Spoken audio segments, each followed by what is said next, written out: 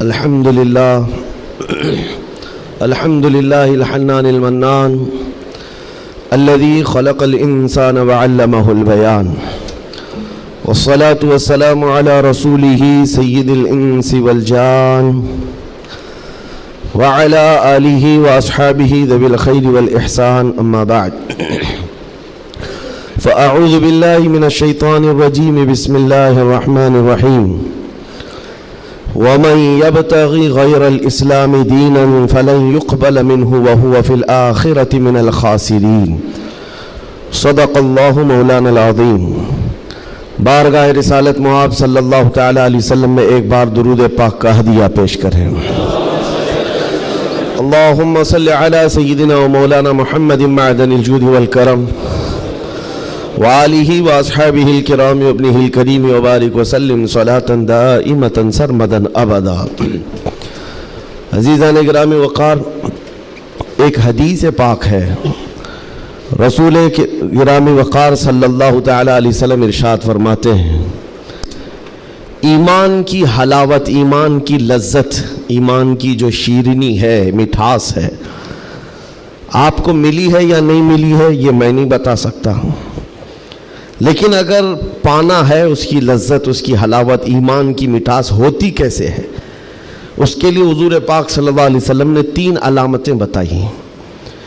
جس شخص کے اندر یہ 3 باتیں آ جائیں تو پھر وہ ایمان کی لذت محسوس کر سکتا ہے، ایمان کی مٹھاس اسے مل سکتی ہے۔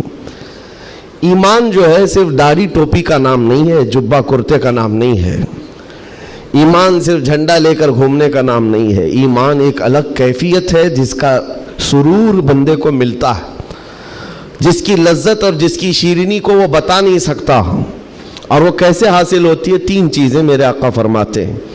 پہلی چیز، اللہ اور اس کے رسول سے سب سے زیادہ محبت کرتا ہو، پہلی چیز۔ اور دوسری چیز یہ ہے کہ جس سے بھی محبت کرتا ہے دنیا میں وہ صرف اللہ اور اس کے رسول کے لیے کرتا ہے۔ تیسری چیز ہے، کفر میں واپس لوٹنے کو اتنا سخت سمجھتا ہو جیسے آگ میں ہاتھ ڈالنے کو سخت سمجھتا ہو۔ آگ میں ہاتھ ڈالنا کسی کے لیے آسان ہوگا، لیکن کفر و شرک کی طرف جانے کو سخت ناپسند کرتا ہو۔ یہ 3 چیزیں اگر تمہارے اندر آ گئی تو ایمان کی لذت مل جائے گی، ایمان کی مٹھاس مل جائے گی۔ زندگی میں سب سے زیادہ پرائیورٹی کس چیز کو ہو؟ اللہ اور اس کے رسول کو۔ دوسری چیز، دنیا میں جس سے بھی تعلق بنے گا وہ صرف اللہ اور اس کے رسول کے لیے بنے گا۔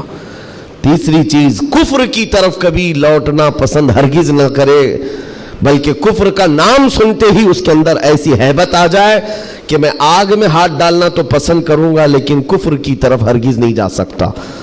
یہ 3 چیزیں تمہارے اندر ہیں یا نہیں، آپ آبزرو کر لیں، خود آپ اس کا احتساب کر لیں کبھی بیٹھ کر کے کہ میں زندگی میں سب سے زیادہ کس سے محبت کرتا ہوں۔ اگر اللہ اس کے رسول سے سب سے زیادہ محبت کرتے ہو تو اس کا مطلب ہے کہ پہلی چیز تمہارے اندر آ گئی ہے۔ اور اپنے تعلقات کو دیکھ لو، جس سے بھی آپ کے تعلقات ہیں وہ اللہ اس کے رسول کی رضا کے لیے ہے تو دوسری چیز بھی تمہارے اندر ہے۔ اور تیسری چیز بہت امپورٹنٹ ہے جو اس زمانے کے لیے ہے، کفر کی طرف لوٹنا اتنا ناپسند کرتا ہو جتنا آگ میں جانا بھی ناپسند نہ کرتا ہو۔ یعنی آگ میں جانا جتنا اس کے لیے ناپسند ہے، اس سے زیادہ کفر میں جانے کو ناپسند کرتا ہو۔ یہ چیز اگر آپ کے اندر ہے تو میرے عزیزو ایمان کی لذت مل جائے گی، ایمان کی مٹھاس مل جائے گی۔ اس دور کے حالات کے اعتبار سے میں اگر بات کروں، قرآن کی آیت تو 1400 سال سے یہ اعلان کر رہی ہے، وَمَنْ يَبْتَغِي غَيْرَ الْإِسْلَامِ دِينًا فَلَنْ يُقْبَلَ مِنْهُ۔ اسلام کے علاوہ کسی بھی دین کی طرف تم منہ بھی لگائے، توجہ بھی کیے تو قیامت کے دن پھر وہ سب سے بڑے گھاٹے میں ہوں گے، ہرگز قبول نہیں کیا جائے گا۔ میں بات یہاں سے شروع کرتا ہوں کہ آج لوگوں نے اس کو ہلکے میں لینا شروع کر دیا، چاپلوسی کرتے کرتے، خوشامد دوسروں کی واہواہی حاصل کرنے کے لیے کبھی پوجا پاٹ میں بھی شریک ہو گئے، کبھی ان کی رضا حاصل کرنے کے لیے ان کی محفل میں بھی بیٹھ گئے، اللہ اور اس کے رسول کو چھوڑ دیا۔ تمہارے دین میں کمی کس بات کی ہے؟ کتوں کو راضی کرنے کے لیے شیر کبھی کتا نہیں بنتا، ایک بات یاد رکھو، رسول پاک صلی اللہ تعالیٰ علیہ وسلم کا جو سپاہی ہے وہ ہر گھڑی ہر میدان میں سپاہی ہے. اسے کس چیز کی کمی ہے؟ کس چیز کی کمی ہے؟ جو عزت ملی ہے وہ نام مصطفیٰ سے ملی ہے. ایک صحابی ہیں حضرت نعمان، ایک بادشاہ کے ہاں گئے تھے ایمبیسیڈر بن کر کے، ترجمان حضور کے قاصد بن کر گئے تھے. بہت دور ملک تھا، میرے آقا مدینے میں ہیں، لیکن جانتے ہو اس بادشاہ نے آپ کے آنے کے لیے ریشم کا قالین بچھایا، سونے کی کرسی لگائی. لیکن وہ صحابی رسول جیسی آئے، اپنی تلوار سے انہوں نے ریشم کے قالین کو پھاڑ دیا، زمین پر چلنے لگے. اور کرسی جب سونے کی کلائی کی ہوئی کرسی بچھائی گئی ان کے لیے، بادشاہ نے بہت عزت دیا کہ محمد عربی کا قاصد آیا ہے، سفیر آیا ہے. لیکن انہوں نے کرسی کو بھی ٹھکرا دیا، کہا مجھے دوسری کرسی لاؤ. کیوں؟ صرف اس لیے. اس بادشاہ نے پوچھا کہ اتنا زیادہ غرور ہے عرب والوں میں، اتنا زیادہ ایٹیٹیوڈ ہے محمد عربی کے غلاموں میں، ان کے سفیروں میں؟ صحابی رسول نے کہا نہیں، نہ یہ غرور ہے نہ یہ تکبر ہے. میرے آقا صلی اللہ تعالیٰ علیہ وسلم نے فرمایا ریشم کا استعمال مرد کے لیے حرام ہے، سونے کا استعمال مرد کے لیے حرام ہے. تو میں مدینے میں رہوں تب بھی غلام ہوں، دنیا میں کہیں پر رہوں تب بھی میں غلام ہوں. انہوں نے پاس و لحاظ رکھا ہے نسبت رسول کا. تو پھر وقت کے بادشاہوں کو بھی انہوں نے جھکنے پر مجبور کیا ہے. کس چیز کی کمی ہے مسلمانوں تمہارے پاس؟ کون سی دولت کی کمی ہے؟ سب سے بڑی دولت تو تمہارے پاس یہ ہے. آج تک ایک بہت بڑی بات میں بتاؤں آپ کو، یہ آپ کی مسجد کے امام ہیں، محبت چاہے جتنی بھی کرتے ہوں آپ ان سے، عقیدت جتنی بھی کرتے ہوں، ایک دن ان سے کہہ دینا مولانا عبد الکریم اپنے باپ کا نام لے کر لوگوں کو رکوع میں جھکا کے دکھائے. لوگوں کو اللہ اکبر کہنے کی بجائے اپنے باپ کا نام یا بادشاہ کا نام لے کر سجدے میں جھکا کر کے دکھائے. کوئی جھک سکتا ہے؟ ارے بادشاہ وقت بھی یہاں آ کر کھڑا ہو جائے اور کہے میرے نام سے جھک جاؤ، مجال ہے کوئی ایک بھی پیشانی جھکے گی؟ نہیں جھکے گی. ہاں اگر ایک کمزور کسان کا بچہ بھی حافظ قرآن ہو اور آ کر مصلی پر صرف اللہ کا نام لے، سب کی پیشانیاں جھکتی. یہ خاصہ ہے اس قوم کا کہ اس قوم کو اگر جھکایا جا سکتا ہے تو صرف اللہ کے نام پر، باقی کسی کے نام پر یہ پیشانی نہیں جھکتی ہے. اور آپ کو پتا ہے آج کے دور کا یہ بھارت تو چھوٹا ہے، اکھنڈ بھارت جس پر اکبر بادشاہ راج کرتا تھا، جس میں افغانستان تک کی سیمائیں آتی تھی، اس دور میں ڈکٹیٹر رول ہے، کوئی الیکشن والا بادشاہ نہیں ہے. 40 سال تک بیٹھا ہوا بادشاہ جب نیا دین لے کر کے آیا، اور اس کا نام بھی اکبر تھا، نمازیں بھی اس نے اس طرح بنائی کہ بادشاہ کے نام پر رکوع ہوگا، سجدہ ہوگا. میرے عزیزو، ایسا تمکنت اور ایسے جلال والا بادشاہ، لاکھوں کی فوج ہے اس کے پاس، بڑے بڑے راجے مہاراجے آنکھ نہیں ملا سکتے تھے. لیکن جب اس نے یہ کہا کہ عبادت میں بادشاہ کے نام پر جھکنا ہوگا، صرف 25 سال کی عمر کا مجدد الف ثانی کھڑا ہو گیا، کہا نہیں یہ پیشانی جھکے گی تو صرف اللہ کے نام پر. حد ہو گئی میرے عزیزو. بادشاہ وقت جس کے پاس سارا جبر طاقت ہے نہیں جھکا سکا. اور جھکانے کے لیے اس نے ایک بار کیا کیا، دربار میں اتنا چھوٹا سا دروازہ بنایا کہ آنے والا جھک کر کے ہی آئے. جو بھی دربار میں آئے وہ جھک کر، سیدھا آ نہیں سکتا تھا، اتنی چوکھٹ چھوٹی بنا دی.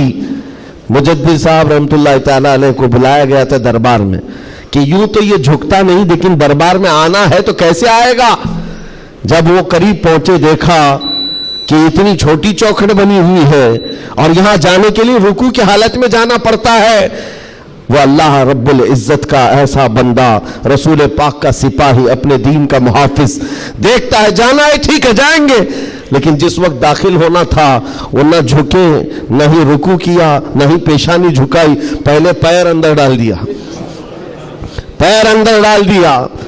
جیسے سامنے لوگوں نے دیکھا کہ لوگ پیشانی پہلے اندر ڈال کر کے آتے تھے، اور یہ عالم دین ہے کہ پیر اندر ڈال کر کے آ رہا ہے. یہاں جیسی آئے تو لوگوں نے یہ اعلان کیا کہ بادشاہ کی بڑی توہین ہوئی، بادشاہ کی بڑی توہین ہوئی. پاؤں دکھا کر کے آ رہا ہے یہ مولوی، قدم دکھا کر کے آ رہا ہے. آپ نے کہا بادشاہ کی توہین میں نے نہیں کی، بادشاہ نے خود اپنی توہین کروائی ہے. اسے خود پیر پسند تھے، اس لیے دروازہ چھوٹا کیا۔ عزیزان گرامی وقار، تمہارے پاس کس چیز کی کمی ہے؟ اللہ تعالیٰ نے یہ خصوصیت عطا کی ہے، یہ پیشانی کبھی کسی غیر کے سامنے نہیں جھکتی ہے، نہیں جھکتی ہے۔ کروڑوں کے سامنے تھوڑی طاقت و قوت کی پوجا کرنے والی یہ قوم نہیں ہے۔ آج ان کے پاس طاقت آئی تو ان کی پوجا کریں گے، ان کے پاس آئی تو ان کی پوجا کریں گے۔ قوم مسلم صرف اور صرف اللہ وحدہ لا شریک کی عبادت کرتی ہے۔ ہم رسول پاک سے بے پناہ محبت کرتے ہیں، لیکن عبادت نہیں کرتے رسول کی بھی۔ حضور پاک صلی اللہ علیہ وسلم کے دربار میں بھی عبادت نہیں کرتے، تعظیم ہے، عبادت صرف اللہ کی کرتے ہیں۔ یہ خاصہ کم ہے، اسی بات سے تو پوری دنیا کو کڑن ہے اور جلن ہے کہ یہ دنیا میں ایک واحد قوم ایسی ہے۔ مجھے بتاؤ، ان سب کو جھکنے کے لیے مورتیاں دیکھنا پڑتا ہے، ہاں عبادت کرنے کے لیے اپنے اپنے خداؤں کی صورت اور مورت بنائی ہوئی ہے۔ پوری دنیا میں کروڑوں مسجدیں ہوں گی، کسی بھی مسجد میں خدا کی کوئی تصویر ہے؟ کہیں کوئی تصویر بنائی گئی ہے اللہ کی کہ اسے دیکھنا ہوگا پھر جھکنا ہوگا؟ عیسائی ہوں کہ یہودی ہوں کہ ہندو ہوں کہ کوئی بھی قوم ہو، سبوں نے کچھ نہ کچھ مورت بنائی ہے۔ صرف یہ تنہا قوم ہے جو بنا دیکھے اللہ کی بارگاہ میں سجدہ کرتی۔ یؤمنون بالغیب، اللہ نے تعریف میں فرمایا ہے یہ غیب پر ایمان لانے والی جماعت ہے، اور جس کا ایمان ہی اتنا مضبوط ہے، خدا کو دیکھا کبھی نہیں اور جھکتے ہیں۔ آج تک امام صاحب کے پیجامے کو لے کر سوالات ہوتے رہے، امام صاحب کے آنے جانے کو لے کر سوالات ہوتے رہے، کوئی ایک بندہ بھی مجھے بتاؤ آ کر امام صاحب سے کہتا ہے ہر دن آپ جھکاتے ہیں، کبھی اللہ کو دکھاتے کیوں نہیں؟ کوئی نہیں پوچھتا۔ ہر ایک کو پتا ہے ہمارا ایمان ہی ہے غیب پر ایمان لانے والی قوم۔ عزیزان گرامی وقار، اب میں آگے بات کرتا ہوں۔ جب اتنی خصوصیات تمہارے پاس ہے تو پھر اگر چہرہ کسی اور کی طرف جائے تو میں سمجھتا ہوں دنیا کا بدترین آدمی ہے، بد نصیب آدمی ہے، جس کو اللہ نے سب سے بڑی نعمت دی تھی اور وہ ٹھکرا کر کے دوسروں کی جھولی میں چلا گیا۔ اسی لیے قرآن کہتا ہے وَمَن يَبْتَغِ غَيْرَ الْإِسْلَامِ دِينًا فَلَن يُقْبَلَ مِنْهُ، جو اسلام کے علاوہ کسی دوسرے دین کی طرف پھر گیا، قیامت کے دن ہرگز اسے قبول نہیں کیا جائے گا۔ وَهُوَ فِي الْآخِرَةِ مِنَ الْخَاسِرِينَ، وہ آخرت میں بہت بڑے گھاٹے میں ہوگا۔ میں ایک مثال دیتا ہوں آپ کو، ایک جو گھٹنا گھٹی ہے، ایک حادثہ مکہ مکرمہ کا، ایک حادثہ جو لکھا ہوا ہے کتابوں میں۔ قبرستان میں ایک وہاں پر جب کسی کا انتقال ہوا، ایک صاحب ہیں وہ حاجی ہیں، وہ کہتے ہیں کہ جب قبرستان میں ہم گئے تو دفن کرنے کے لیے قبر میں قبرستان کی ساری چیزیں بھری ہوئی تھی، تو لوگوں نے ایک قبر بتائی، ایک حاجی صاحب کا انتقال ہوا تھا، کہا کہ ان کو اسی قبر میں دفن کرنا ہے۔ لوگوں نے کہا یہاں ایک عالم دین کی قبر ہے۔ اب مکہ مکرمہ کے قبر ایسے ہیں کہ 6 مہینے سال بھر کے بعد کھل جاتے ہیں، اور ممبئی والوں کو سمجھانے کے لیے آسان بھی ہے کہ یہاں پہ بھی کھول دی جاتی ہیں، جگہ کی قلت ہے۔ تو جب دفن کرنے کے لیے اس عالم دین کی قبر کھولی گئی تو وہاں وہ عالم دین نہیں ہے، وہ ایک جوان لڑکی سوئی ہوئی ہے، ایک نوجوان لڑکی ہے۔ تو جو جنازے میں آئے ہوئے تھے ان میں ایک حاجی نے کہا میں تو اس لڑکی کو پہچانتا ہوں، یہ عرب کی نہیں، یہ مکہ کی نہیں، یہ فرانس کی رہنے والی اور کرسچن لڑکی ہے، یہ عیسائی لڑکی ہے۔ کہا یہ کیسے ہو سکتا ہے، ناممکن ہے۔ گھر سارے لوگوں کو جو خبر تھی وہ ایک اچھے عالم دین کی قبر تھی، یہاں ایک دوسری لڑکی کیسے دفن ہے؟ تو یہ ہنگامہ ہوا، بات پھیل گئی۔ اس کے بعد تحقیق کرنے لگے، جو علماء تک بات گئی تو علماء نے کہا کہ اگر یہ جو بندہ کہہ رہا ہے کہ یہ فرانس کی رہنے والی، یورپ کی رہنے والی لڑکی یہاں پر ہے، تو معلوم کرتے ہیں کہ وہاں حقیقت میں یہ لڑکی، اس کی شکل، تو کچھ لوگ ایک وفد کی شکل میں یورپ گئے ہیں اس حاجی صاحب کے ساتھ، جنہوں نے یہ پتہ بتایا تھا یہ لڑکی کو میں جانتا ہوں۔ جا کر کے اس کے گھر معلوم کیا کہ کیا تمہارے گھر میں فلاں فلاں شکل کی یہ لڑکی تھی؟ کہا ہاں، انتقال ہوا تھا، چند ہی مہینے ہوئے انتقال ہوا ہے۔ کہا کیا کیا تم نے؟ کہا ہم عیسائی رسم و رواج کے اعتبار سے اپنے قبرستان میں دفن کیا ہے، ہم کرسچن ہیں، عیسائی رسم و رواج سے ہم نے دفن کیا۔ تو جو گیا تھا وفد، اس نے پوچھا کہ کچھ اس کی عجیب چیزیں تھیں؟ تو لوگوں نے کہا کہ ہاں ایک چیز تھی، ہمیں اندازہ ہو گیا تھا کہ وہ اسلام لا چکی تھی، ہم نے اس کو مارا توڑا بہت کچھ کیا ہے. تو پھر یہ بات خبر پھیلی اس لڑکی کے اسلام لانے کی, تو مقامی علماء کو پوچھا گیا. ایک عالم دین نے کہا ہاں وہ لڑکی دل و جان سے اسلام کو قبول کرتی تھی اور پیارے حبیب صلی اللہ علیہ وسلم سے بے پناہ محبت کرتی تھی, اور گھر والوں کے ظلم و ستم کو سہ نہ سکی, جان دے گئی اور مر گئی. لیکن ہم مجبور تھے, گھر والوں سے ہم کچھ نہیں کر سکتے تھے. لیکن اس لڑکی نے ایک مرتبہ کہا تھا کہ میرے مرنے کے بعد میرے آخری رسم و رواج اسلام کے مطابق ہوں. ہم نہیں کر سکے کیونکہ خفیہ طور پر وہ مسلمان تھی, ہم ایکشن نہیں لے سکتے تھے. اور ہمیں اس بات کا افسوس ہے کہ اسے عیسائی قبرستان میں دفن کر دیا گیا. سنو حیرت کی بات ہے, لوگ ایک بہت عجیب اچنبے میں پڑتے جا رہے ہیں, نئی نئی باتیں کھلتی جا رہی. تو اس کے بعد یہ فیصلہ ہوا کہ آئے ہوئے وفد نے اور گھر والوں کو اطلاع دے کر کے کہ ہم چلتے ہیں جس قبرستان میں آپ نے اپنی بیٹی کو دفن کیا ہے, ہم جا کر کے دیکھنا چاہتے ہیں وہاں. ہاں, تو عیسائی قبرستان میں بڑی مشکل سے انہوں نے کہا کہ ٹھیک ہے. قبر کھولی گئی تو وہاں وہ عالم دین سویا ہوا جس کو مکہ میں دفن کیا گیا تھا. اب حیرت کی انتہا اور ہو گئی, اس کا اس عیسائی قبرستان میں کیا لینا دینا, یہ آیا کیسے, یہاں پہنچا کیسے. میرے عزیزو, یہ بات اگر لکھی ہوئی نہ ہوتی تو میں کبھی نہیں کہتا. اور جب اور حیرت بڑھ گئی, وہ وفد علماء کا واپس آیا, کہا کہ اس راز کو ہم معلوم کرتے ہیں اس عالم کے گھر سے ہی. ایک بات تو سمجھ میں آ گئی کہ لڑکی مسلمان ہو گئی تھی اور اسلام سے بے پناہ محبت تھی. اللہ کا کرم ہوا, ہو سکتا ہے اسے کفرستان سے نکال کر مولا تعالی ایمان والوں کے بیچ میں, اولیاء اور صحابہ کے بیچ میں دفن کر دیا ہو. فرشتوں نے اس کو منتقل کر دیا, اور یہ ممکن ہے, یہ ممکن ہے. لیکن اس کے ساتھ کیا ہوا ہے, یہ مسلمانوں کے قبرستان سے کرسچن اور عیسائیوں میں کیسے آ گیا. گئے واپس جانے کے بعد بہت قابل توجہ بات کر رہا ہوں, اور اس زمانے کی بہت ہی امپورٹنٹ چیز آپ کو میں بتا رہا ہوں, دل دہلا دینے والی چیز ہے. واپس آنے کے بعد اس عالم کے گھر گئے لوگ, اس کی بیوی موجود تھی جو بیوہ تھی. جا کر پوچھا کہ تیرے شوہر کے بارے میں ہمیں کچھ معلومات حاصل کرنی ہے.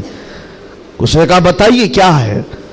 کہا کہ کیسا تھا وہ. کہا اس کے اخلاق بہت اچھے تھے, اور نمازوں کی, کہا ایک نماز بھی قضا نہیں کرتا تھا, پابند تھا, لین دین میں سب چیزوں میں اچھا تھا. پھر بچا کیا, بیوی ساری چیزیں اچھی بتا رہی, مسلمان ہے.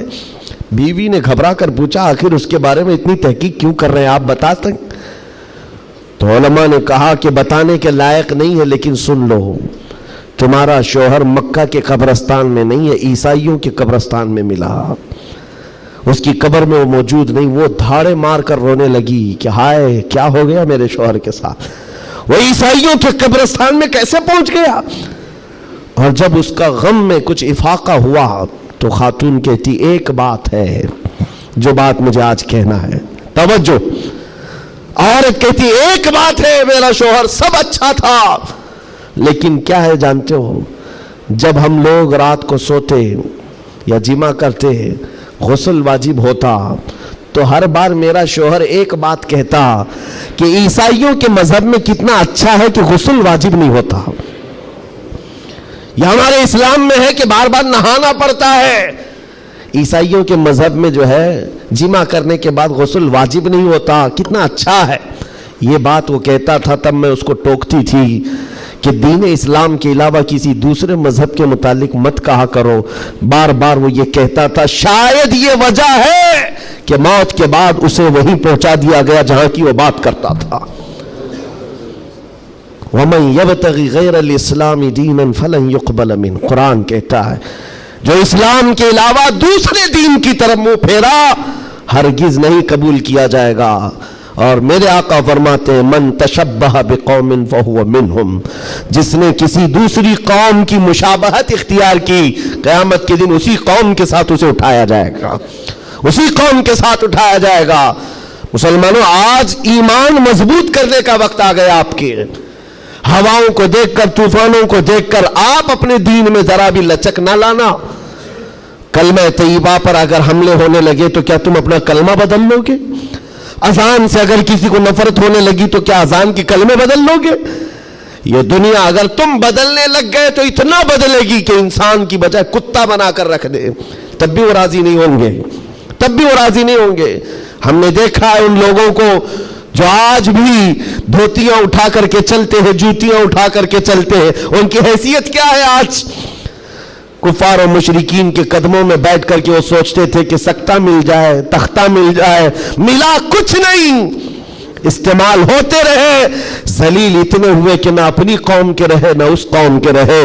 کاش ایک بار میرے مصطفیٰ کا وفادار بن کر دیکھتا، ایک بار بن کر کے دیکھتا، پھر عزتیں کیا ہیں؟ اللہ اکبر، جب تک بکے نہ تھے تو کوئی پوچھتا نہ تھا، یا رسول اللہ تم نے خرید کر ہمیں انمول کر دیا ہے۔ حضور کے قدموں میں جو عزت ہے وہ کہیں نہیں مل سکتی۔ تخت کے لیے، سکتے کے لیے جو لوگ اپنا مشن بھول گئے، اپنا دین بھول گئے، اپنا ضمیر بیچ لیے، میرے عزیزوں بہت بڑے گھاٹے میں ہیں، بہت بڑے گھاٹے میں ہیں۔ زندگی میں ایک بات یاد رکھو، اسی لیے میں نے اسی حدیث سے یہ بات شروع کی۔ اللہ کے نبی فرماتے ہیں کفر کی طرف پلٹنے کو اتنا ناپسند کرتا ہو جتنا آگ میں ہاتھ ڈالنے کو ناپسند کرتا ہو، آگ میں ہاتھ ڈالنے کو ناپسند کرتا ہو، اتنا سخت و ناپسند کرتا ہو، تب جا کر کے اس کو ایمان کی لذت ملے گی، ایمان کی حلاوت ملے گی۔ آج اپنے بچوں کو بھی یہ نصیحت کرو، کفر کی آندھیاں چلی ہوئی ہیں، تمہارے بچوں کو اسکولوں میں کب کافر بنا دیا جاتا ہے پتہ ہی نہیں چلتا، کب تمہیں کون سے بھجن سکھائے جائیں، کون سے گیت سنائے جائیں جس کی وجہ سے بندہ کافر بن جاتا ہے، اسلام سے اس کا تعلق ہی ختم ہو جاتا ہے۔ اپنے بچوں کو اس بات کی تو تلقین کر کے جاؤ، بیٹا ہر چیز قربان کی جا سکتی ہے لیکن ایمان کا سودا نہیں ہوتا، ایمان کا سودا نہیں ہوتا۔ ایمان یہ اللہ تعالیٰ کی طرف سے دی ہوئی ایسی بڑی نعمت ہے، کروڑوں ہیں دنیا میں مگر مولا نے تمہیں چنا ہے دین اسلام کے لیے، اور اس میں بھی مسلمانوں میں بھی اللہ کا کتنا بڑا احسان ہے، ہزاروں فرقے ہیں لیکن عاشقوں میں تمہیں چنا گیا ہے۔ ہاں، حضور کی محبت کرنے والے سپاہیوں میں تمہارا نام آتا ہے۔ اپنے تو اپنے غیر بھی آج کہتے ہیں کہ سب سے زیادہ اپنے نبی کو پکارنے والی کوئی قوم ہے تو اہل سنت و جماعت ہے۔ ہاں کیوں نہیں ہے؟ کہاں سے یہ نعرے لگتے ہیں لبیک یا رسول اللہ؟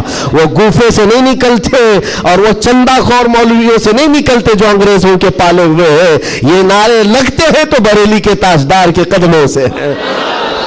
جو وابستہ ہے عاشقوں کی جماعت ہے وہی سے۔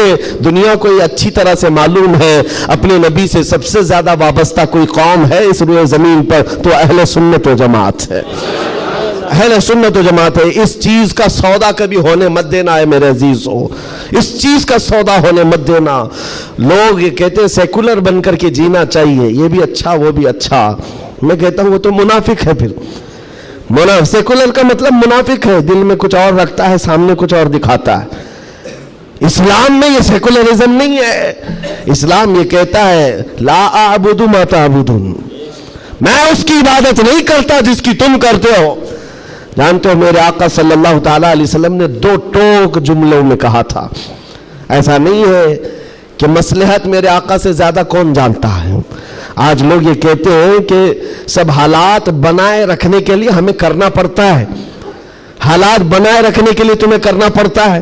یہ کیسی بات ہوئی؟ یہ وہ لوگ ہیں جو حالات بنائے رکھنے کے لیے اپنی ماں اور بہنوں کی عزت بھی داؤ پر لگا دیں گے۔ جب درندہ کوئی ڈاکو اس کو خوش کرنا ہو تو کیا تم اپنی عورتوں کا سودا کر سکتے ہو؟ غیرت مر گئی ہوگی ایسے بندے کی۔ حضور پاک کے پاس مشرکین آئے، یہ آپ کو میں بتا دیتا ہوں، قل یا ایھا الکافرون لا اعبد ما تعبدون، یہ سورہ پڑھتے ہیں کہ نہیں پڑھتے نماز میں؟ کب نازل ہوئی تھی آپ کو بتا دوں، یہ سورہ کب نازل ہوئی؟ حضور پاک صلی اللہ علیہ وسلم کے پاس مشرکین مکہ آئے اور کہا اے محمد صلی اللہ علیہ وسلم ایک کام کریں، آپ ہمارے خداؤں کو برا بھلا مت کہیے، ہم آپ کے دین میں آ جائیں گے، اسلام پر ہم بھی تھوڑا تھوڑا عمل کریں گے، لیکن جن کی ہم پوجا کرتے ہیں نا، عبادت کرتے ہیں، ان کو کچھ مت کہیے۔ حضور پاک نے فرمایا جو شرک ہے میں اس کو شرک کہوں گا، اللہ کے سوا کوئی دوسرے کی عبادت ہے ہی نہیں، اور اس بات کا میں اعلان کروں گا حضور آئے ہی ہیں شرک کو ختم کرنے۔ حضور نے فرمایا یہ نہیں ہو سکتا، تو پھر آپشن دوسرا مشرکین کی طرف سے کہا ایک کام کرتے ہیں، 1 سال آپ ہمارے خداؤں کی عبادت کریں، 1 سال ہم آپ کے خدا کی عبادت کریں گے، ہاں آدھا آدھا کریں گے۔ آج بہت سارے لوگ اگر یہ کرنے کی کوشش کر رہے ہو تو سن لیں، آدھا آدھا کریں گے، ہم بھی آپ کے یہاں جائیں گے، آپ بھی ہمارے یہاں آئیں گے۔ حضور پاک صلی اللہ تعالیٰ علیہ وسلم نے فرمایا ہرگز نہیں ہو سکتا، تم چاند اور سورج میرے ہاتھ میں لا کر رکھ دو، میں اس کی عبادت نہیں کرتا جس کی تم کرتے ہو، میں پالنہار حقیقی کی عبادت کرتا ہوں۔ آخری آپشن جانتے ہو کیا کیا تھا، کیا دیا تھا انہوں نے؟ مشرکین نے کہا چلو محمد صلی اللہ علیہ وسلم آپ یہ بھی نہیں مانتے وہ بھی نہیں مانتے تو کم سے کم اتنا کرو کہ صرف اور صرف ہمارے خداؤں پر ایک بار ہاتھ رکھ دو، بس چھو کر کے چلے جاؤ۔ نبی پاک صلی اللہ علیہ وسلم سے صرف اتنا تقاضا تھا ان کا کہ آپ ہاتھ لگا کر چلے جائیں، یہاں تو سر جھکانے والے بھی موجود ہیں، ہاتھ لگا کر چلے جائیں۔ نبی پاک صلی اللہ علیہ وسلم جلال میں کہا ہاتھ لگانے کی بات، بلکہ میں تو نظر بھی اٹھا کر نہ دیکھوں، نظر بھی اٹھا کر نہ دیکھوں۔ تب اللہ تعالیٰ نے پوری سورہ نازل فرمائے قل یا ایھا الکافرون لا اعبد ما تعبدون، اے محبوب آپ فرما دے اے کافروں میں اس کی عبادت نہیں کرتا جس کی تم عبادت کرتے ہو۔ یہ 2 ٹوک جملوں میں کہا گیا ہے، اور حالات ایسے بھی ہوئے میرے عزیزوں، چمتکار کو لوگ آج کہتے ہیں نا، جو بھی چمتکار ہوگا اس کی پوجا ہوتی ہے، عجیب و غریب چیز دکھے تو لوگ اس کو ایک افواہ کے شکل میں ایسا بناتے ہیں جیسے اس کا عقیدہ بن جائے۔ حضور پاک صلی اللہ تعالیٰ علیہ وسلم کے زمانے میں صحابہ کو رجھانے کے لیے کیا کیا نہیں کیا گیا مکہ مکرمہ میں۔ یہ حالات آئیں گے اس لیے مجھے یہ گفتگو کرنی پڑ رہی ہے تاکہ تم اپنے ایمان پر مضبوط رہو۔ ایمان نہیں تو کچھ بھی نہیں ہے، تمہارے دوسرے گناہ تو معاف کر دیے جائیں گے، کفر و شرک ہرگز نہیں معاف ہوتا۔ ان اللہ لا یغفر ان یشرک بہ ویغفر ما دون ذلک لمن یشاء، رب تعالیٰ فرماتا ہے شرک کو اللہ ہرگز معاف نہیں کرے گا، اس کے علاوہ جو بھی ہے اللہ معاف فرمائے گا۔ ایمان ضروری ہے۔ صحابہ کا ایمان ختم کرنے کے لیے کیا کیا گیا؟ اتفاق ایسا ہوا کہ مکہ میں ایک بھگوان بولنے لگ گیا، ہاں پتھر کی مورت تھی اور پجاری بیٹھا ہوا تھا، اچانک پتھر جو ہے بات کرنے لگ گیا اور بات کر رہا ہے، ظاہر سی بات ہے یہ عجیب و غریب چیز ہے نا، یہ اس دور میں ہے۔ ہاں اس دور میں مٹی سے بنائے ہوئے ان کے معبود نہیں ہوتے تھے، وہ پتھر کو تراش کر کے بناتے تھے، اور میں کہہ رہا ہوں حقیقت میں بول رہا تھا، ایسے نہیں ہے کہ ادھر سے دودھ پلا رہے ادھر سے پانی نکل رہا ہو، وہ والا سسٹم نہیں ہے، بلکہ حقیقت میں پتھر بات کر رہا تھا۔ تب اور بات کر بھی کیا رہا ہے، حضور پاک صلی اللہ تعالیٰ علیہ وسلم کو جھوٹا کہہ رہا ہے، نعوذ باللہ معاذ اللہ رب العالمین، حضور کی شان میں گستاخی کر رہا پتھر۔ اب تو وارے نہیں آ رہے ان کی خوشیوں سے اچھل کود پر کہ دیکھو اب ہمارا خدا بولنے لگ گیا، سب سے بڑی دلیل ہے، لوگوں کو بلانے لگ گئے، واقعی بول رہا تھا۔ لوگ چمتکار دیکھتے ہیں تو سر جھکا لیتے ہیں، ارے حقیقت ہے پتھر بول رہا ہے، پتھر بول رہا ہے۔ سب آئے جمع ہونے لگے، مکہ کا ایک بڑا جم غفیر تھا، تو صحابہ کو بھی بلایا گیا، دیکھو آؤ ہمارے خداؤں کو جھٹلاتے ہو، بات کر رہا ہے خدا، اور تم جس نبی کی بات کرتے ہو اس نبی کو جھٹلا رہا ہے، یہ حقیقت میں خدا ہے، تم کہتے تھے نا کچھ نہیں کر سکتا، بول رہا ہے۔ صحابہ گئے، اب ان کے پاس کیا تھی، صحابہ دیکھ کر آئے حضور کی بارگاہ میں، کہا یا رسول اللہ صلی اللہ علیہ وسلم، غضب ہو گیا، ان کا خدا تو بول رہا ہے۔ حضور نے اس پر کوئی زیادہ ری ایکشن نہیں دیا، کہا کیا بول رہا ہے؟ کہا یا رسول اللہ سننے کے لائق نہیں، آپ کی شان میں گستاخیاں کہہ رہا ہے، جملے بک رہا ہے۔ کہا کون؟ پتھر۔ حضور نے فرمایا ہاں۔ حضور نے پوچھا پتھر؟ صحابہ نے کہا ہاں یا رسول اللہ۔ حضور نے فرمایا چلو ہم بھی سنتے ہیں، ہم بھی چلتے ہیں، جا کر دیکھیں گے۔ نبی پاک صلی اللہ تعالیٰ علیہ وسلم تشریف لائے صحابہ کے ساتھ، صحابہ اکرام رضوان اللہ تعالیٰ علیہ مجمعین بھی ساتھ میں ہیں۔ جب نبی کریم صلی اللہ تعالیٰ علیہ وسلم وہاں قریب پہنچے تو وہ جو بت بول رہا تھا، بعد میں کر لے سکتے نا، جب وہاں پر حضور اکرم صلی اللہ تعالیٰ علیہ وسلم پہنچتے ہیں تو دیکھا وہ بت خاموش ہو گیا، اب نہیں بول رہا ہے، چپ ہو گیا ہے۔ حضور آتے ہیں، پجاری سے پوچھتے ہیں، بہت اعلان کر رہے تھے، کہاں ہے؟ क्या बोल रहा था? कहा बोल तो रहा था, सुबह से बोल रहा था, अभी चुप हो गया। हुजूर पाक ने फरमाया मैं भी सुनने के लिए आया हूं। अब वो पाँव में गिर पड़ा पुजारी, किसके? खुदा के। अरे हमारे खुदा बोल तो दो एक बार, जो सुबह से बोल रहे थे दोबारा बोलो, सुबह से बोल रहे थे दोबारा बोलो, क्योंकि अब जिल्लत थी। अब चुप हो गए, अब नहीं बोल रहा है। लोग जो खड़े थे वो भी गवाही दे रहे, नहीं सच में बोल रहा था, हमने भी सुना, हमने भी सुना। हुजूर पाक सल्लल्लाहु ताला अलैहि वसल्लम ने उस पुजारी को हटाया और कहा हटो, मैं पूछता हूं क्या बोल रहा था। हुजूर पाक सल्लल्लाहु ताला अलैहि वसल्लम करीब आए, पत्थर से कहा क्या बोल रहा था, बोल। पत्थर बोलने लगा अशहदु अल्ला इलाहा इल्लल्लाह व अशहदु अन्ना मुहम्मदन अब्दुहु व रसूलुहु। गवाही देता हूं कि अल्लाह के सिवा कोई माबूद नहीं, गवाही देता हूं कि मोहम्मद अल्लाह के रसूल हैं सल्लल्लाहु अलैहि वसल्लम। मेरे आका ने फरमाया यही बोल रहा था। अब तो औंधे मुंह गिर गए नीचे, कहा ये नहीं बोल रहा था। लेकिन अब हुजूर पाक सल्लल्लाहु ताला अलैहि वसल्लम ने पूछा बताओ क्या इसकी इस बात पर ईमान लाते हो, जो ये कह रहा है इस पर ईमान लाते हो? पुजारियों ने ऐलान किया और वावेला मचा, नहीं मोहम्मद ने जादू कर दिया सल्लल्लाहु अलैहि वसल्लम, नाउज़ बिल्लाह। जब बात ना बन पड़े, कैसा खुदा है जिस पर भी जादू चलता है? खुदा के ऊपर भी जादू चल गया है तो फिर बाकी बचा क्या है? हुजूर पाक सल्लल्लाहु ताला अलैहि वसल्लम वापस तशरीफ लाए। ऐसा हो सकता है? अब आपको मैं बताता हूं हकीकत क्या है। अगर तुम्हारी जिंदगी में कभी कोई बोलने लग जाए तो ईमान से हाथ मत धोना। हाँ, कोई झाड़ भी बोलने लग जाए, दरख्त बोल ले, पत्थर बोलने लग जाए, तो तुम्हें पहले से मैं बता रहा हूं ईमान से हाथ मत धोना। हो सकता है ये चीजें हो। अब तो करंट का जमाना है, बैटरी लगा करके कुछ भी बोला जाए, लेकिन उस दौर की बात कर रहा हूं जब कोई बैटरी और सेल नहीं थी। अब तो गुड्डी गुड़िया भी बोलती है। उस दौर में क्या हुआ, क्या था, पत्थर बोला कैसे? नबी पाक सल्लल्लाहु ताला अलैहि वसल्लम वापस तशरीफ ले जा रहे थे, बीच रास्ते में मेरे आका खड़े हो गए। एक साहब आए जंगल की तरफ से, उनके हाथों में तलवार थी, खून था। नबी पाक सल्लल्लाहु अलैहि वसल्लम उनसे गुफ्तगू करते रहे, फिर वो अचानक गायब हो गए। पूछा साहबा ने कौन थे? हुजूर फरमाते हैं वो जिन्नात में से मेरे एक सहाबी हैं, जिन्नात में ईमान लाए हुए। हुजूर से पूछा साहबा ने क्या मामला है? कहा उस मेरे सहाबी ने खबर दी कि एक मुशरिक और काफिर जिन था जो पत्थर में जाकर के बोल रहा था, पत्थर में जाकर वो बोल रहा था, जिन की आवाज थी और काफिरों को लुभा रहा था, आपके खिलाफ बोल रहा था। और हमें ये खबर मिली, हम अपने मोहल्ले में बैठे थे, जिन्नात के भी मोहल्ले हैं, आबादियां हैं, सब हैं। वो जिन साहबी कहते मुझे खबर मिली कि एक गुस्ताख, एक काफिर पत्थर में घुसकर आपके खिलाफ बोल रहा है। उसी वक्त में तलवार लेकर के निकला और जिस वक्त आया तो इत्तेफाक था कि आप भी वहां पर तशरीफ लाए हुए थे। मैं उस आपके आने से पहले उसका कत्ल कर चुका था, और जब आपने फरमाया पत्थर को बोल, क्या बोल रहा था? तब मैंने कहा था अशहदु अल्ला इलाहा इल्लल्लाह।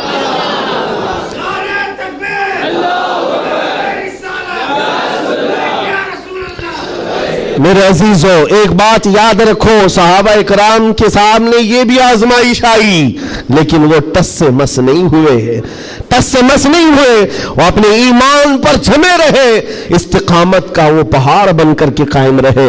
आज जरूरत इस बात की है मेरे अजीजों, हालात इस तरह के अगर बन जाए, दुनिया चमत्कार दिखाने लग जाए, तो अपने ईमान से हाथ मत धो बैठना। वो देखो अभी सोशल मीडिया पर एक छोटा दज्जाल भी आया, चिट्ठियां ले लेकर के बताता रहता है। छोटा दज्जाल, बड़ा दज्जाल आना बाकी है, जो पानी बरसा के भी दिखाएगा, सब्जा उगा करके भी दिखाएगा, और एक आदमी को मार कर जिंदा करके भी दिखाएगा। ये हदीस पाक में है। तुम अभी छोटे दज्जालों पर बिक गए तो बड़े दज्जाल के साथ क्या होगा? इसलिए आज जमे रहो। अरे चिट्ठियां ये तो बहुत पुरानी बात है, फेंको पीठ पीछे, कहो हमें हमारे नबी ने बड़े दज्जाल के लिए भी पहले से तैयार फरमाया। हम ईमान रखते हैं अल्लाह की जात पर, हम ईमान रखते हैं अल्लाह की जात पर कि वो मौत और हयात का मालिक सिर्फ रब्बे जुल जलाल है। मेरे अजीजों ये हालात पर मैंने सिर्फ इसलिए बात की कि आप क़यामत के करीब जो होने वाला है, हुजूर फरमाते हैं वैलुल लिल अरब मिन शर्रिन क़द इक़तरब। हुजूर पाक फरमाते अरबों के लिए तबाही है कि अनकरीब वो एक ऐसी बुराई की तरफ जाएंगे जो उनको जहन्नम में ले जाएगी। अरबों के लिए اور حضور صلی اللہ علیہ وسلم نے یہ بھی فرمایا، حدیث پاک ہے، قیامت اس وقت تک نہیں آئے گی جب تک کہ عرب کے کچھ قبیلے بت پرستی نہ کرنے لگ جائیں۔ عرب میں ہوگا ہی، عرب میں بت پرستی ہونے لگ جائے گی، مشرکین وہاں پیدا ہو جائیں گے۔ یہ حدیث میں 1400 سال پہلے میرے آقا نے فرمایا۔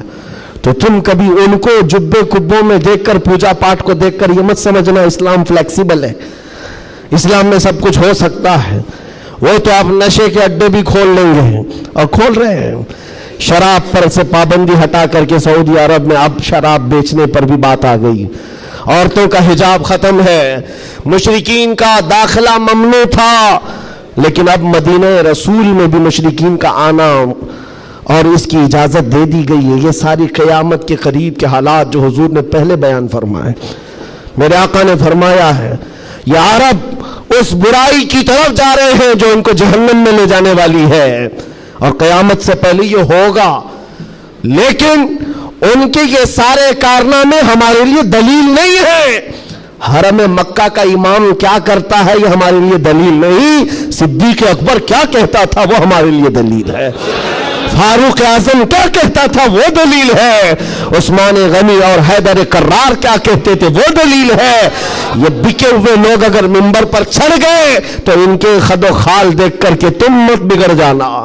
یہاں سے حالات ایسے ہو سکتے ہیں، خانہ کعبہ کے منبر پر کھڑے ہونے والا امام بھی اسرائیل کی فتح کے لیے دعا کر سکتا ہے، یہ ایمان بیچے ہوئے لوگ آ سکتے ہیں، اس لیے کہ یزید کا دور بھی آیا ہے، کرامتہ کا دور بھی آیا ہے، باطل قوتوں کا دور بھی آیا ہے جب انہوں نے کعبے کی امامت کی ہے، لیکن اہل سنت و جماعت ہمیشہ اس بات پر قائم رہے ہیں ان لوگوں سے ہمارا دین نہیں چلتا، اللہ اور اس کے رسول کی حقانیت اور قرآن سے ہمارا دین چلتا۔ اور ایک بات آخری، اسلام اپنا دفاع خود کرتا ہے، اسلام اپنا ڈیفینس خود کرتا ہے۔ کفار و مشرکین کو اگر یہ لگتا ہے کہ مسلمان سوئے ہوئے اسلام کا کچھ بھی کر لیں گے، یہ ناممکن ہے، پاسبل نہیں۔ ہم جیسے کروڑوں بھی سو گئے تب بھی اسلام قائم رہے گا۔ اسلام اپنا ڈیفنس خود کرتا ہے، کیوں؟ اس لیے کہ یہ انسانوں کا بنایا ہوا دین نہیں ہے، خلاق کائنات کا دین ہے۔ اور قرآن میں رب تعالیٰ نے فرمایا یریدون لیطفئوا نور اللہ بافواہہم، لوگ اپنے منہ کے پھونکوں سے اسلام کا چراغ بجھانا چاہتے ہیں اور اللہ اپنا چراغ مکمل کر کے رہے گا۔ وَلَوْ كَرِهَ الْكَافِرُونَ، اگرچہ کافر ناپسند کرے۔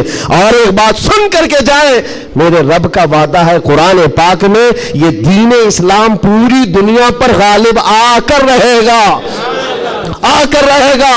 یہ بات میں نے کئی جگہ اسٹیجوں پر کی تو کچھ لوگوں نے کہا بھی تھا جو نان مسلم ہیں، انہوں نے کہا تھا کہ یہ مولانا ایسے بیٹھ کے چلا رہا ہے، حالات دیکھتا نہیں ہے، فلسطین میں ان کے ٹکڑے ہو رہے ہیں، شام کو تباہ کر کے رکھ دیا گیا ہے، عراق میں ان کے جنازے نکلتے ہیں، افغانستان کو توڑ کر رکھ دیا گیا ہے، اور یہ مولانا چلا کر کہتا ہے اسلام پوری دنیا میں غالب آ کر رہے گا۔ یہ اپنا محلہ نہیں بچا پاتے، پوری دنیا کی بات کرتے ہیں۔ ظالموں تمہیں خبر کیا ہے، اسلام زندہ ہوتا ہے ہر کربلا کے بعد۔ تاریخ یہ بتاتی ہے اگر اسلام کو ختم ہونا ہوتا رسول اللہ کے نواسی کی شہادت کے بعد ختم ہو جاتا، علی اصغر علی اکبر کی شہادت پر ختم ہوتا، جب رسول اللہ کے گھرانے کی شہادت پر اسلام نہیں رکا، ہمارے ہزاروں کے قتل پر کبھی اسلام نہیں رک سکتا۔ ایک غزہ ایک فلسطین کیا، ہزاروں غزہ تم اس زمین پر قائم کر کے دکھا دو، تب بھی میرا چیلنج ہے، اسلام تھا، اسلام ہے اور اسلام رہے گا۔ اسلام تھا، اسلام ہے، اسلام رہے گا۔ نبی پاک صلی اللہ تعالیٰ علیہ وسلم کا لایا ہوا یہ وہ حسین شجر ہے جس کی جڑیں تحت الثری میں ہے اور جس کی شاخیں اوج ثریا پر ہے، اس کے پتے کو ہلانا بھی مشکل ہے۔ لوگ آج یہ سمجھ کر کے بیٹھے مسلمانوں کو مارنا اس کا مطلب اسلام ختم ہونا، ایسا نہیں ہے۔ مسلمانوں کا قتل اسلام کا قتل نہیں ہے، مسلمان اس کی حفاظت کے لیے نہیں ہے میرے عزیزو، اللہ اس کی حفاظت فرما رہا ہے، اللہ اس کی حفاظت فرما رہا ہے، اور آپ سب کی ذمہ داری یہ ہے، آپ سب کی ذمہ داری ہے۔ ایک سوال کا جواب اور بھی، کسی کے ذہن میں یہ چیز آتا ہے، یہ سوال آتا ہے تو اس کی اطمینان کے لیے کہہ رہا ہوں، बार बार ये कहते हैं अच्छा आपका दीन हक पर है, आपका खुदा हक है, आपका रसूल हक है, तो इतने मारे क्यों जाते हैं तुम लोग? ये सवाल करते हैं कुछ गीदड़ भपकी लोग, ऐसे सवाल करते क्यों तुम लोग सब जगह मारे जाते हो? उनको एक ही बात कहना, मेरे अजीज तुझे पता नहीं है हम परवाने हैं, मरने के लिए ही पैदा होते हैं। परवाना किस काम के लिए होता है? शम्मा के इर्द गिर्द घूमता है और अपनी जान दे देता है, और अगर जान नहीं देता तो उसे परवाना भी नहीं कहा जाता। पूरे मुसलमान मुस्तफा करीम के परवाने हैं। तू शम्मे रिसालत है, आलम तेरा परवाना, तू शम्मे रिसालत है या रसूल अल्लाह, आलम तेरा परवाना। इसीलिए हमने ये कहा हुजूर पाक शम्मा है और उनके परवाने हैं। अगर ये मरते हैं कटते हैं तो इस ताज्जुब की बात नहीं है। परवाने का काम ही है अपनी जान देना, परवाने का काम ही जान देना। वक्त खत्म हो गया, ये जुमा का वक्त है। मैं किस लय में बह गया मुझे अंदाजा भी नहीं हुआ। दो सहाबा की बात कहता हूँ, अब्दुल्ला बिन जहश और साद इब्न अबी वक्कास। बात कर सकता हूँ? हाँ माशाअल्लाह, ये आपका इलाका है, यहाँ पर आने के लिए भी बड़ी मुश्किलात होगी उनके लिए। बहरहाल मेरे लिए नहीं मुश्किल है, जिनको रोकना है उनको मुश्किल है। दो सहाबा हैं, अब्दुल्ला बिन जहश और साद इब्न अबी वक्कास, बड़े गहरे यार थे, एक दूसरे के साथ बड़ी उनकी जमती थी। उहद के मैदान में जब हुजूर जा रहे थे, जंग के मैदान में, ये दोनों सहाबा बैठ करके दुआ कर रहे हैं। बस मैं इस पर ख़त्म कर दूंगा मेरे अजीज। दोनों साथी हैं, दुआ कर रहे हैं, मुसल्ला बिछाए। साद इब्न अबी वक्कास कहते हैं अब्दुल्ला बैठ, मैं दुआ करता हूँ, तू आमीन कहना। अब्दुल्ला बिन जहश कहते ठीक है, तेरी दुआ के बाद मैं दुआ करूंगा, तुम आमीन कहना। दूसरे दिन जंग है, साद इब्न अबी वक्कास दुआ करते हैं अल्लाह कल तेरे रसूल के दीन की हिमायत के लिए मैं उतरूंगा, तेरे नबी के दीन की हिमायत के लिए उनकी सफ़ों में जाऊंगा। मौला मेरी इतनी दुआ है, मेरा सामना किसी ऐसे बड़े पहलवान से कर, मेरा सामना दुश्मनों के ऐसे बड़े पहलवान से कर जो सबसे बड़ा पहलवान हो। और ख्वाहिश तो देखो दुआ में क्या कह रहे हैं साद इब्न अबी वक्कास, ऐ अल्लाह मैं चाहता हूं कभी उसको सामने से मारूं, कभी दाएं से मारूं, कभी बाएं से मारूं, कभी पीछे से, और उसके बाद गिरा दूं और सीने पर चढ़ कर कहूं लब्बैक या रसूल अल्लाह, यानी इस्लाम का परचम बुलंद करो। ये उनकी दुआ थी। अब्दुल्ला बिन जहश आमीन कह रहे थे। उसके बाद अब्दुल्ला बिन जहश कहते अब मैं दुआ करता हूं, तू आमीन कह। अल्लाहु अकबर, उनकी दुआ कैसी है, अल्लाह अल्लाह। हदीस में पढ़ता हूं मेरी आंखें भीग जाती हैं। अब्दुल्ला बिन जहश कहते हैं अल्लाह कल तेरा रसूल मैदान में उतर रहा है, और उहद के मैदान में जब मैं तेरे दीन की हिमायत के लिए उतरूं तो दुश्मनों की तरफ मैं बढ़कर चला जाऊं तेरी मोहब्बत में, तेरे नबी की मोहब्बत में। कभी कोई दुश्मन मुझे सामने से मारे, कभी दाएं से मारे, कभी बाएं से मारे, कभी पीछे से मारे, और तेरे मोहब्बत में मौला, तेरे रसूल की मोहब्बत में हर जगह से जख्म खाऊं और फिर मैं शहीद हो जाऊं इस्लाम जिंदाबाद कहते हुए, इस्लाम की बुलंदी का नारा लगाते हुए शहीद हो जाऊं। एक मारने की दुआ कर रहा है, एक मरने की दुआ कर रहा है। ये रसूलुल्लाह के परवाने हैं।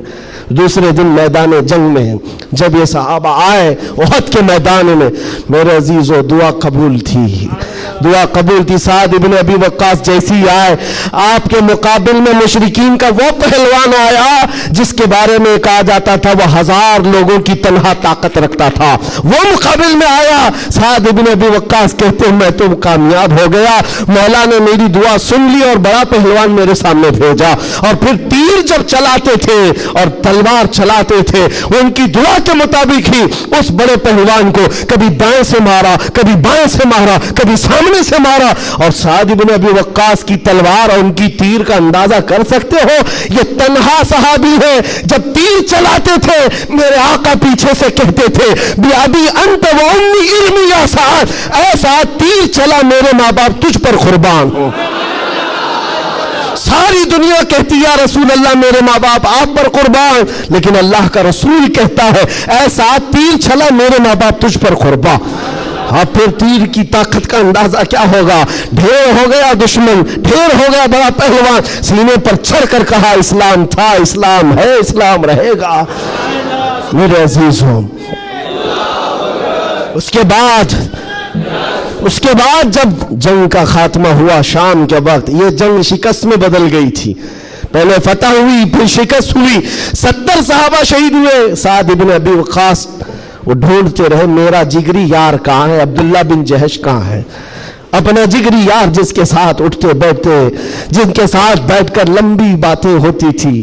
ڈھونڈنے پر نکلے تو کسی نے کہا تمہارا جگری یار تو شہید ہو گیا، شہید ہو گیا۔ حضرت سعد ابن ابی وقاص کے دل پر لگی بات، جس کا گہرا دوست انتقال کر جائے اس کی دنیا ادھر سے ادھر ہو جاتی ہے۔